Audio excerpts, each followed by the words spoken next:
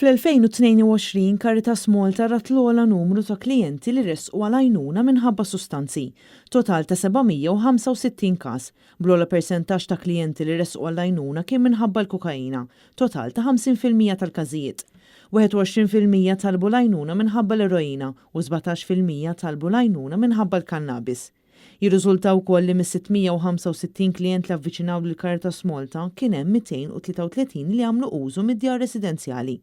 Caritas Malta assistit ukoll 491 persuna li huma qraba ta' xi ħadd b'dipendenza. Dawn jinkludu l-persuni kollha li missew mal-outreach u s-servizz tal-familji fil-Caritas Community Center, Male Shelter, Sun Plus, Female Program, il-Prison Inmates Program, Dar Charles Micheli u maċ-ċentru terapeutiku tal-adolescenti f'Talibwar. Fid-diskors li għamel waqt il-gradwazzjoni annwali ta' Caritas Malta f'Sun Blas, fejn 13 persuna temmew b'suċċess il-programm ta' riabilitazzjoni mid-droga, id-direttur Anthony Gatt fisse kif fl-2022 it-Tim Ġeneriku tal-Counseling and Social Work Unit fiħdan Caritas Malta ta' servizz il-575 persuna li għaddejn minn problemi vari ta' faqar, homelessness, saħħa mentali, użura u vjolenza domestika fost oħrajn. Dan it-tim jikkoordina 10 gruppi ta' appoġġ għal bżonnijiet vari u anke koordinament ta' social clubs għall-anzjani fil-parroċċi Maltin u Għawċin.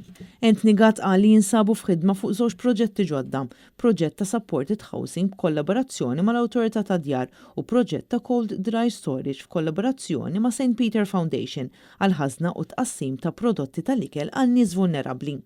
Illum Caritas qed tkompli tevolvi biex tirrispondi għal bżonnijiet u l-isfidi tar-realtà tal-lum, l-aċċess għad-droga, il-kultura tal-kokaina u l-kannabis, sfidi fis-saħħa mentali, sfidi tal-għoli tal-ħajja, tal-kiri u tal-proprjetà għal Anthony Gatt.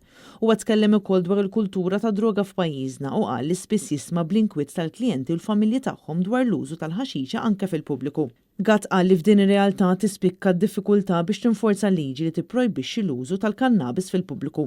Hemm ukoll realtà tal-permess tal-erba' pjanti d-dar li għalkemm twassal li wieħed ma jużax il-black market xorta tiftaħ tieqa għal ħafna abbuż u anke użu bla kontroll.